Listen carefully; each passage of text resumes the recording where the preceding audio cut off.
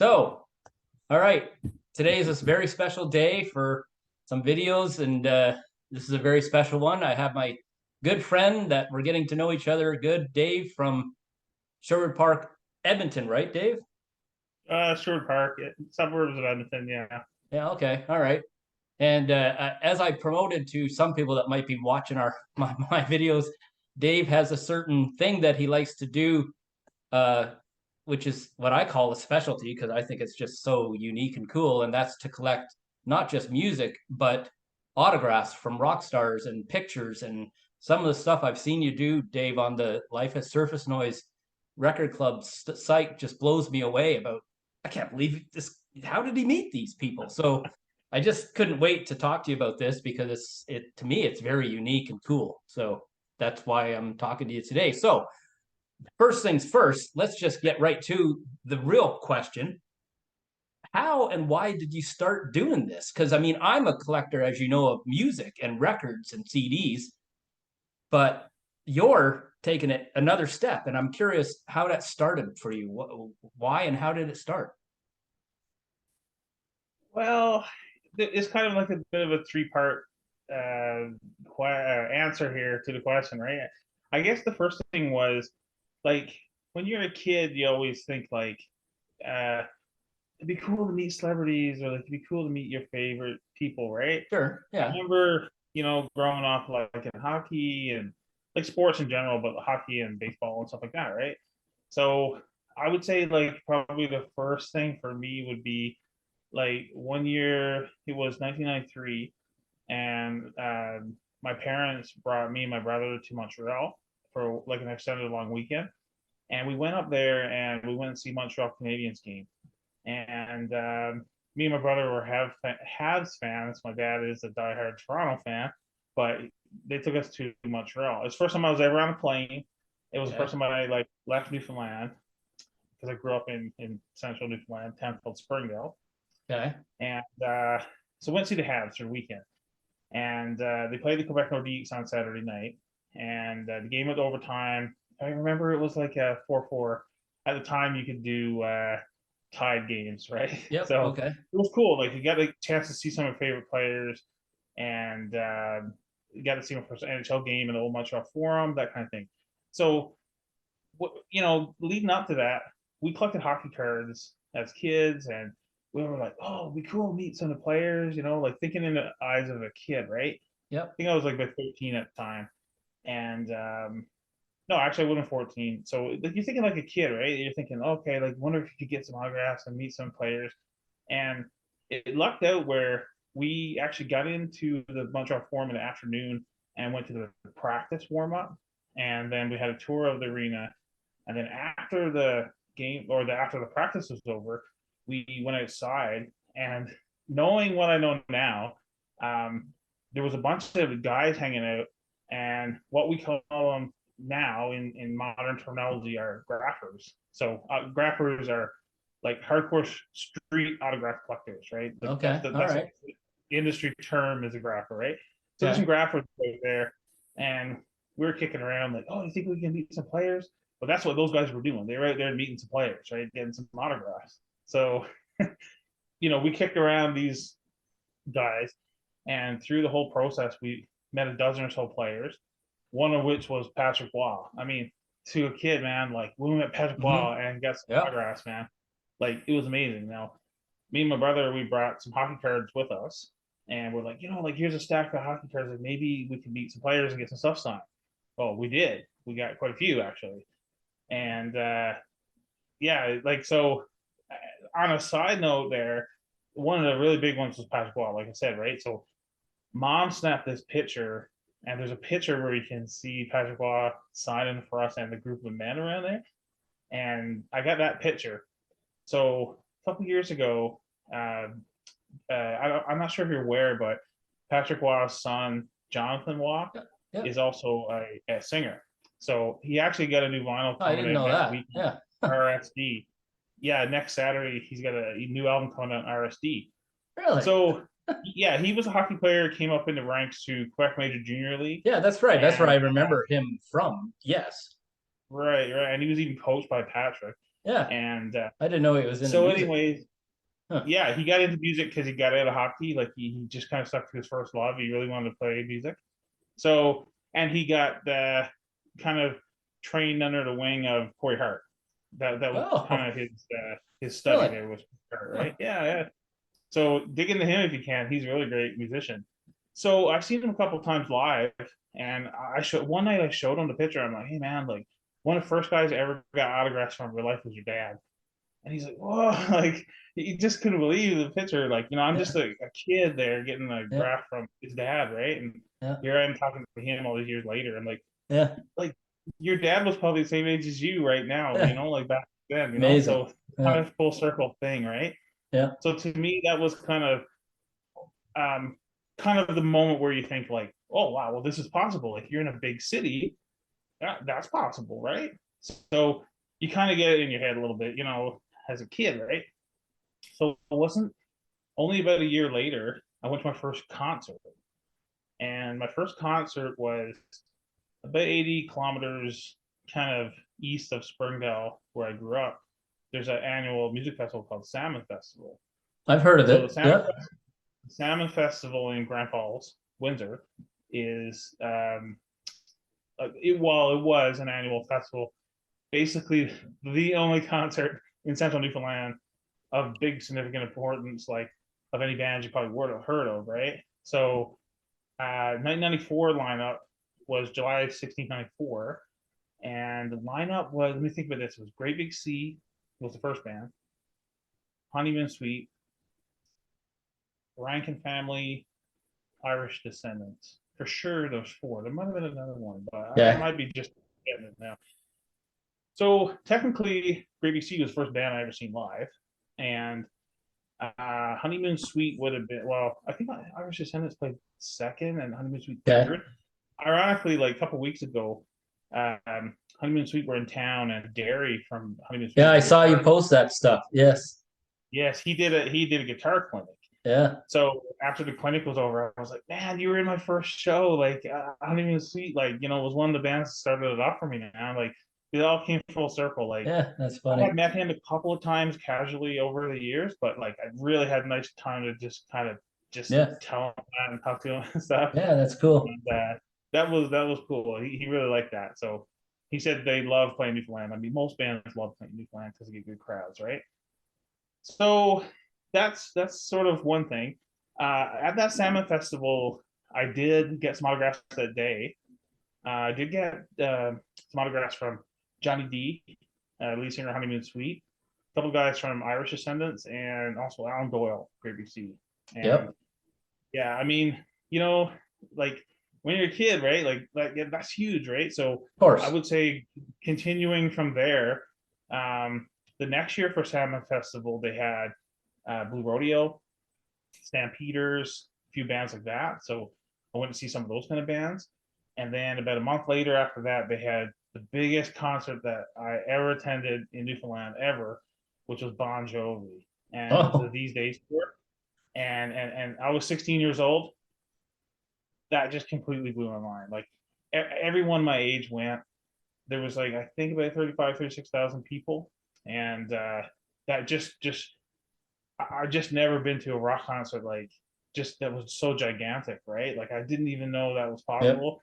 Yep. And thinking back Yep. on it, it was like, that was like one of the most pinnacle days of like teenage years. Like it was so fun, man. Like all your friends were there. You see some great bands. They had good opening bands, and Bon Jovi just killed it, man. So hey, that was a big highlight. And ironically, I mean, that I love Neil Young. The very first opening song Bon Jovi played that night, "Keep on Rocking in Free World," man. There you go. So Yeah. you open with a Neil Young cover. Yeah. Like, what's the chances, right? So Yeah.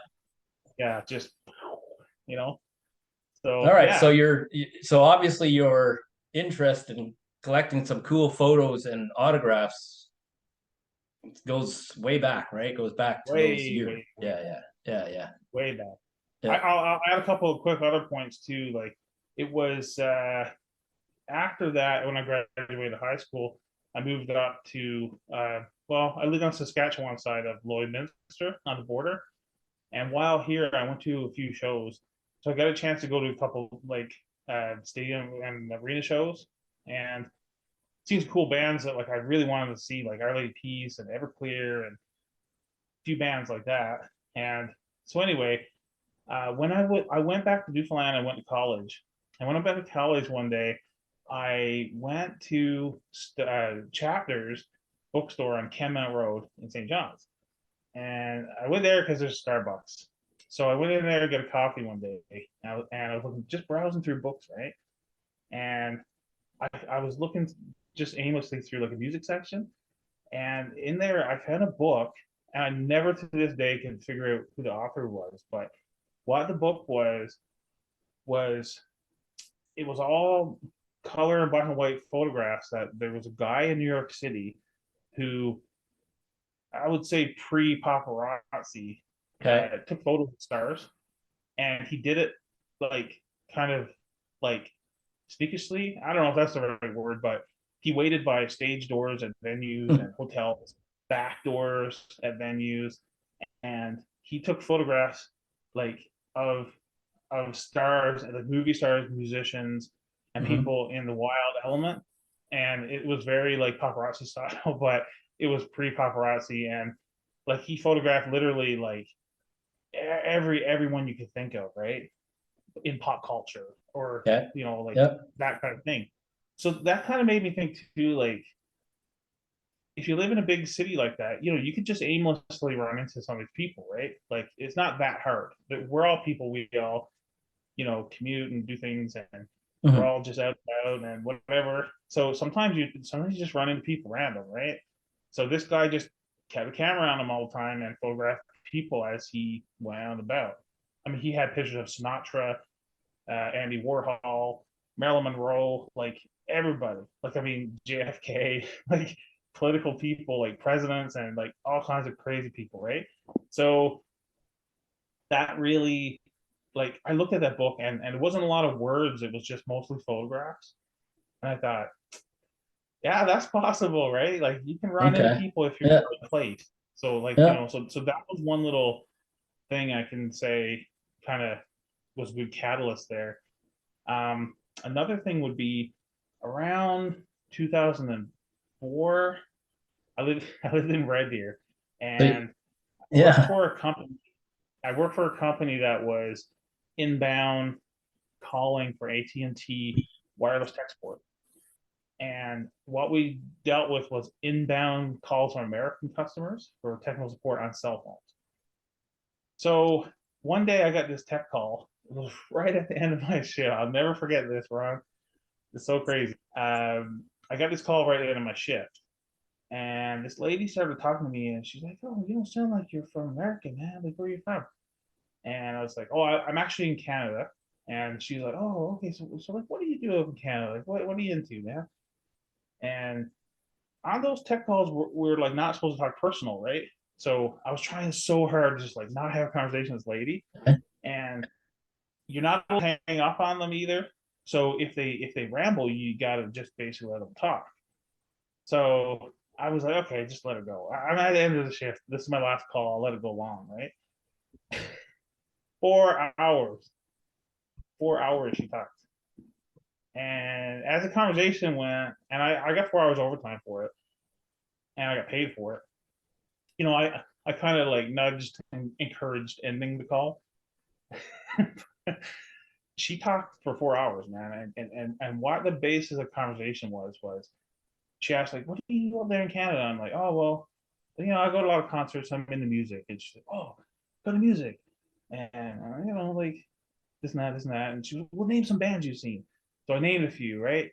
And then she launched into the gigantic story of how she grew up in Texas, and her and her sister knew Jim Morrison. Oh, And okay. yeah, like they grew up with him or something. And then when it came to 1967, her and her sister got whiff of this summer of love, so they hopped a train and went to San Francisco. And when they're in San Francisco, they were like 17, 18 years old at that time. And what happened was they just immediately just hung out with all the hippies, started going to all the shows, doing all the drugs and doing all those things. And she said that even at one point that her sister had a fling with David Crosby, and they mingled partied with all kinds of rock stars, right? Yeah. So so like that's just kind of the basis of the conversation. But I was like, wow, like you actually lived that. And she said, yeah, but she said, hey, you want one piece of solid advice? And I said, yeah, absolutely. Like, just I'll take it. I'll listen to it forever. And she said, her biggest takeaway was, um, I feel like you should save things from your generation. And I was like, oh, okay, so what do you mean? She goes, well, we smoke so much weed and we partied and done all kinds of drugs and I fried my brain and partied with the best of them. But she said like everyone died and everyone just didn't care about hanging on to the stuff. And she said like I mingled with the crowds, but like what would you do to have that poster from like that show, or what would you Yeah. do to have Sure. LP that the Grateful Dead signed for you, or what would you do to have those things, right? So Yeah. she said, I recommend that if you go to these shows, like be sober, don't do drugs, and just really remember it. Like she encouraged me to just like collect things, and she had those guitar picks and drumsticks, and she said like I had it all, man. Like she said like I had those things and I lost it all in Yep. divorces and moves and children and drugs and Sure. you name it, Yeah. right? So I was just like, wow, man, that's solid advice. Like that really excelled me to think like that things are worth hanging on to. And if you just pay attention, there's things around you that you could hang on to, and like you could keep a part of that Yeah. process. Yeah. Yeah. So I guess we all yeah, have some of those things for sure. Yeah. yeah, yeah. So that's basically the full story. Once I lived in Calgary and Edmonton, just different big cities, I started to see big shows, and then I started to meet artists a lot more. Just because I was right there. So just like that lady said, just like the San Francisco lady said, you're right, immersed in the scene, man. Like just grab it, right? Like Hmm. it's right there, it's It's around you. interesting. Save some of that stuff. Look at you behind you. Look Yep. right there behind you, right? That tragically hit. Like you win the shows, but look at that poster. Like I mean, that poster is long out of print. The band is done. They're not Yep. playing live, but Yep. like that, you look at that every day, and it's like an incredible memory, right? Oh yeah, So exactly. Because that poster behind me with the two tickets that I have on there, I got most of my posters. I just have one ticket put on, but that one I got two for a specific reason because I took my son to that final show, and that's why I got the two tickets put on. Like that's the reasoning behind it, And that particular exactly. show was the first Toronto show of the last three they ever did, of course, on Gord's final tour. And I mean, I couldn't get tickets for it, and I was devastated. And then they put out some tickets. They released some behind the stage, and I'd never bothered to ever do a show from behind the stage, and that's how we got to that show. We grabbed those. We said okay, we're gonna go. Was fantastic experience, and that's what like you say. That's why I got the poster from there, and I have it to. I'll have it forever. It's for sure. Yeah, it's that memory. Is that memory and the keepsake of that time. Yeah. You look at it for 25, 30, Oh, yeah. 40 more years, and you'll always remember that show. You got Yeah. ticket stubs. But that's exactly what that lady was referring to, right? And it really Yeah. just stuck with me. Like I think about that occasionally, like just think about that conversation. And but her stories are wild, and but we have them. Just think Yep. about it, right? Like we go to Absolutely. these shows, we collect, 100%. I agree. we do that. So Yeah. you know, 100%. So show me some stuff. Show me some pieces all of right. yours. So yeah, I'm a grapher, right? Like I street graph. I will put a plug in here. There's a group in Facebook called Real Autograph Collectors Club, RACC, RAC, I guess you could say as an acronym. Um, it's comprised of a worldwide collection of street graphers. Really? It's like worldwide. You Huh. got guys in Australia and Yeah. Ireland and USA, Huh. Canada, everywhere in the world that Neat. collect autographs, put pictures up. They show off their graphs, they sell them, they buy them, they flip them, the whole thing. Oh. Um, there's some really great interviews out there with some really famous graphers. Radio Man in New York City is one of the most famous rappers of all time. In modern times, Geo, hashtag Stay Black. He's one of the greatest rappers in New York City. He's the hardest working street rapper of New York City. And on a side note, I will say that one of the admins for RATC, is Justin Steffman, and Justin and Geo are friends. Justin and Geo actually gave me uh, Stratocaster pickguard signed by Chris Cornell. Wow. Yeah, so that one's tucked away and safe. Like Yes. that one is like special, and they gave it to me free as a treat. But I check in with them, like periodically. But they're great guys, and these guys have met everybody. Like, I mean, every single person alive. Like, when I see pictures of them graphing Michael Jackson and stuff, I'm just like, Well, I would imagine that if you're into that and you're in a place like New York City or LA, your chances are skyrocketing on who you might meet, right? So oh yeah, oh yeah, location like matters, I'm sure. everybody. Yes. Actually, I buzzed Geo recently because I noticed that Geo graphed Ryan Adams in the airport in the JFK airport in New York City last week. Before he was in New York City and he flew to England, and Geo got like 8 or 10 vinyl signed, and I'm like, I buzzed Geo. I'm like, hey man, like I got Ryan Adams like a week ago in Edmonton, but he stiffed every fan in Calgary and Vancouver shows before it, and me and Lisa got him out on the street. I was like, Geo man, like it took me 18 years to make him touch a pen. Like I tried this guy 5 times over 18 years, and I finally convinced him to sign. Like, so sometimes it takes a whole lifetime to get one of these guys. I don't know Yeah. why, but sometimes some of them are way more difficult than others. But he got Ryan so easy. Now, why, And Dave? Why is that? Is that because the artists, um, do they want money for it, or is it just that they don't want to bother? you know, I always try to figure that out. Like I don't sell them, I collect them. But some Yeah, of those guys in some of those cities they purely sell. sure. And those guys can get like 50 things signed by Dave Grohl, but I got to work 3 days to get it here. Like it's just I don't know. I could be just a collector, but Hmm. sometimes I kind of have more difficulty in the process. Like I don't know if they sense Yeah, well, sometimes that to me, sometimes that's what makes what you're doing and your stuff that you have even more special because it doesn't just it's you're taking it, you know what I mean? It took a lot more effort to get it done. So, well, I think too they sense the hustle.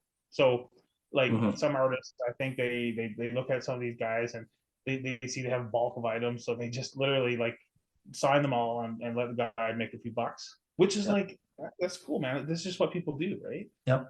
It'd be the same thing if I sold hot dogs at a hot dog stand outside of a baseball game. It's the easiest money of your life, right? you know. So All right, so yeah, let's see some pieces. okay. Well, I'm gonna start. I was gonna pick this one kind of in the middle, but you know, we talked about picking out a few items, and I was looking back to your channel and I was looking at all your stories, right? So very impressive collections.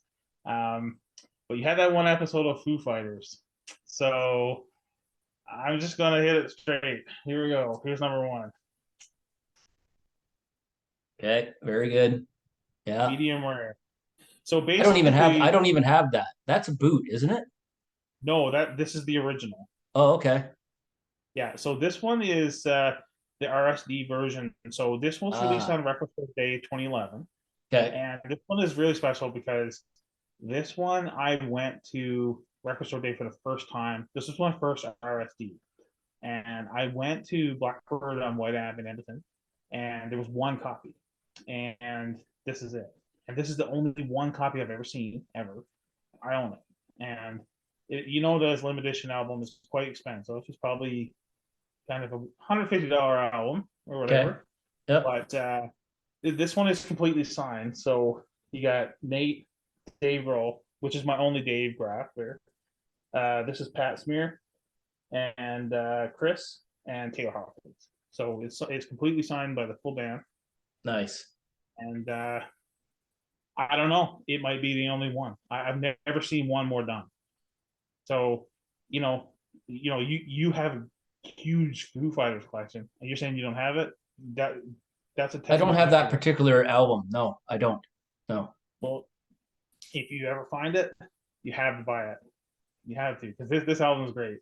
It's all cover songs, and it's a lot of fun renditions of classic songs that we know and love.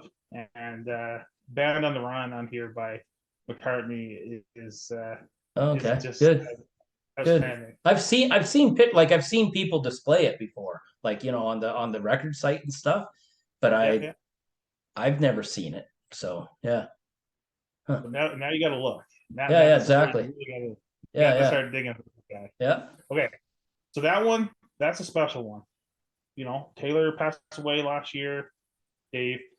It's funny because I got this one downtown Edmonton, and I got this one right on the street, and I brought this album down, and I said, okay, I'm just going to be modest here. I'll just go at them and get one, right? And two SUVs, boom, boom, boom, pull up, and then Dave and Pat and Taylor, they pop out of the SUV, right? Three of them, and Chris and Nate weren't anywhere around. And so what happened was uh, Taylor jumps out of the van and he's like, meat, meat, he's got the meat, Dave, like that. And then Dave, he was on the crutches at the time because that was the Hmm. Wasting Light tour. So Dave hobbles over. He's like, "I'm signing that fucking thing, man." Like whatever. So anyway, like these guys got all excited. I don't think we've done one yet. Taylor, have we done one yet? Like this is what they were getting on with, right? Really, eh? And my buddy had the Wasting Light vinyl there, and he got the Wasting Light one completed, and I got this one completed. So we had to go back and get Nate and Chris, but I think it was like later that night after the show or something. But anyway, we got three of them just right in a row, like right away, right fast. And yeah, so that's where that one came from. So yeah, special one. Yeah, that's a good one. Yeah. Well, I've tried Dave Grohl a few times since then. I had a lot of trouble. Like I just haven't been able to get close enough to get him signed I anything see. else. Yeah. But Taylor, on the other hand, I've talked to a couple of times since that tour, and he's always gracious. I will say this: I got a little side note here. I noticed yesterday that Sass Jordan released an email, and she's releasing a live album from the Rats tour, and that one contains Taylor Hawkins on drums when he was in her wow. lineup. So she did it as a nod to Taylor, as a throwback to say, thanks.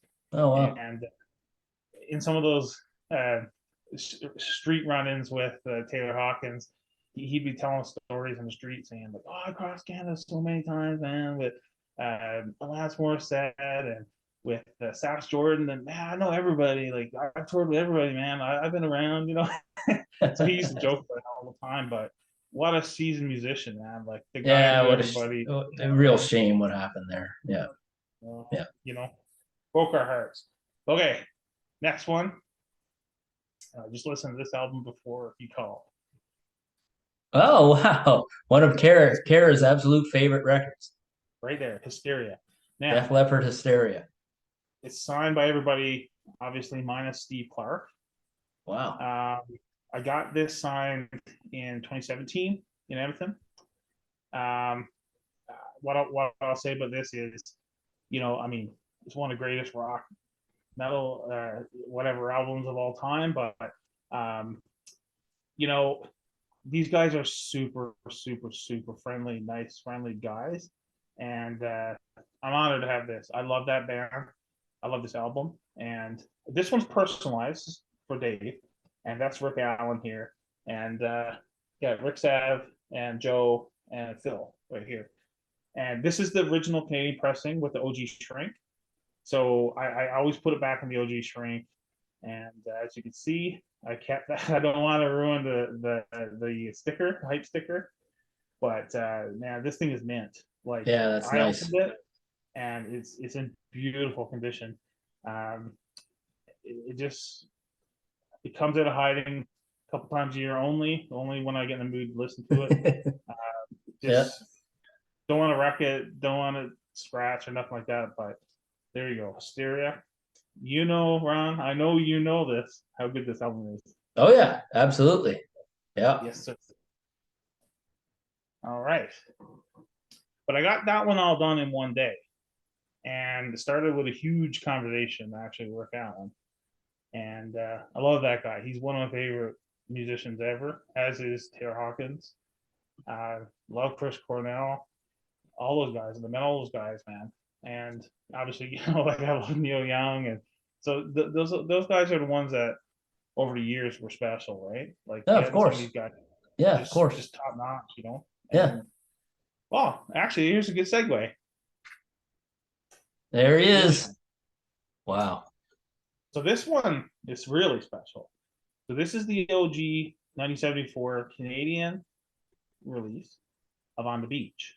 And, Yep. and as we know with On the Beach, in Neil Young's vast, ever-expanding catalog, that this is second album of the Ditch era. And for those who don't know what the Ditch era is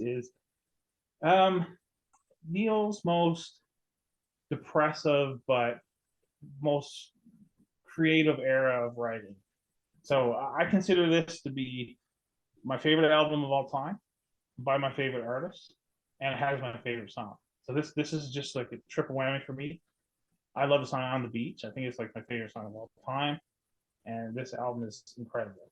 So when he played in the last Canadian shows he ever played was in Winnipeg in 2019. He played two shows, February 3rd and February 4th, 2019 in Winnipeg.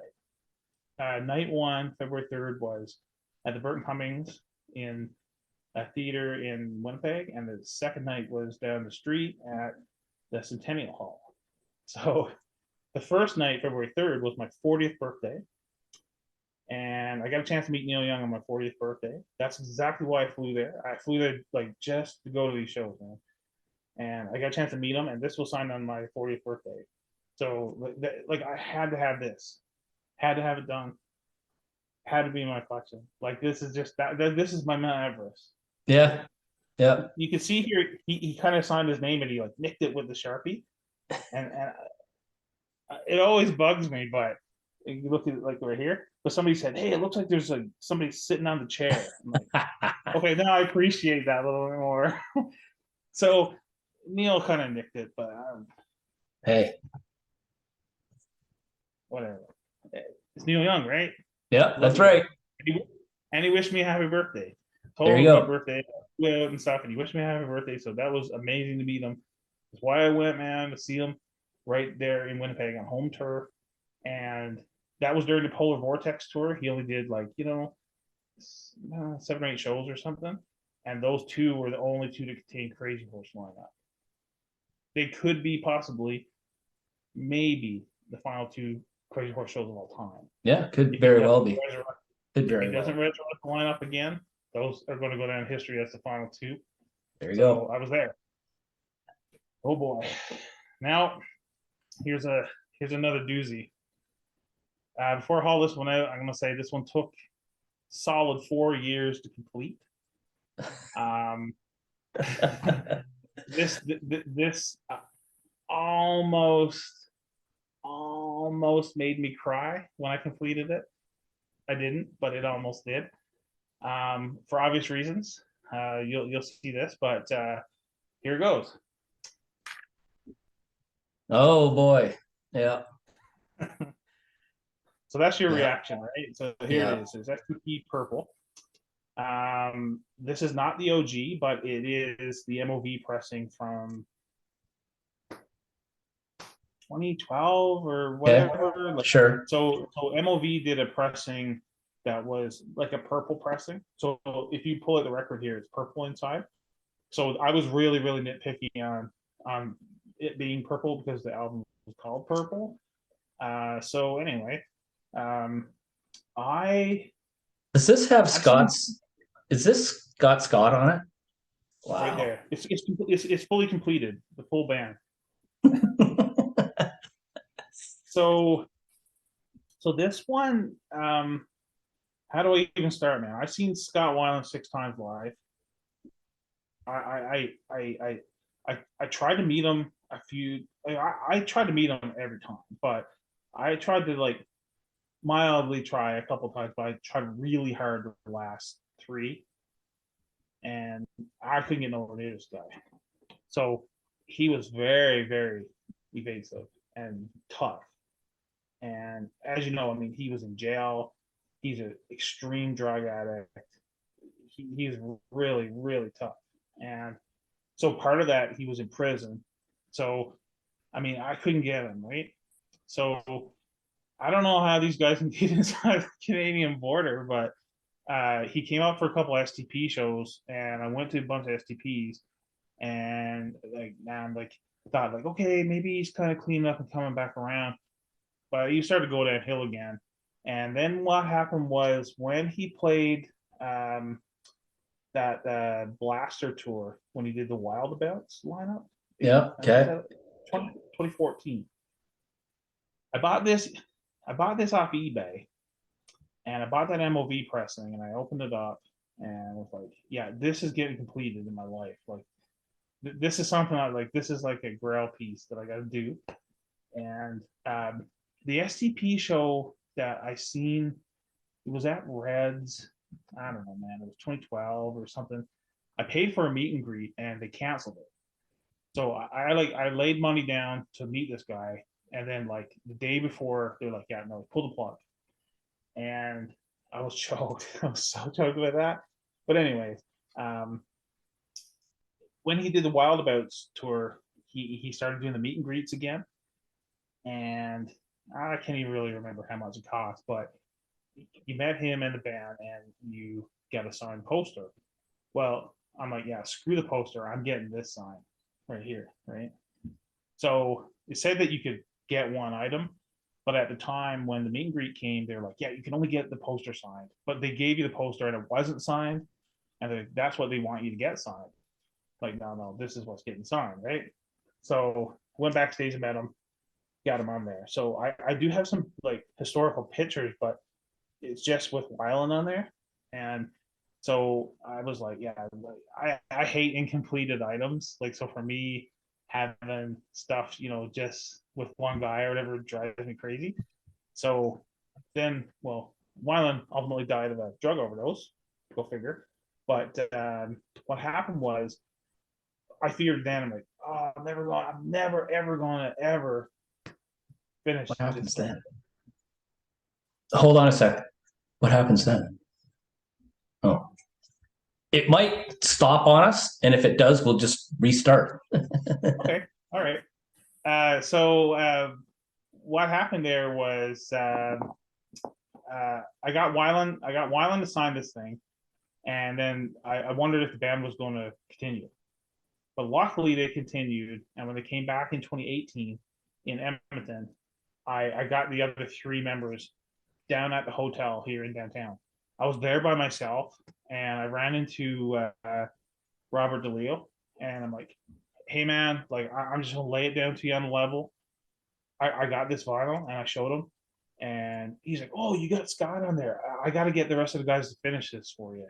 I'm like, "Yes, that's why I'm here, man. I'm like, just want to talk to one of you guys. Just like, I need your help with it."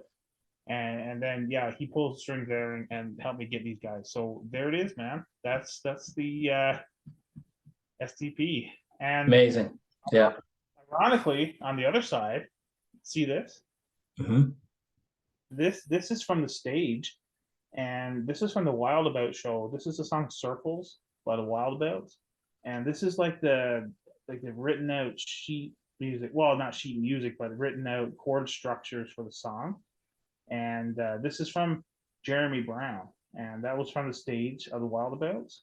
And he passed away the night before the Wild Abouts album came out.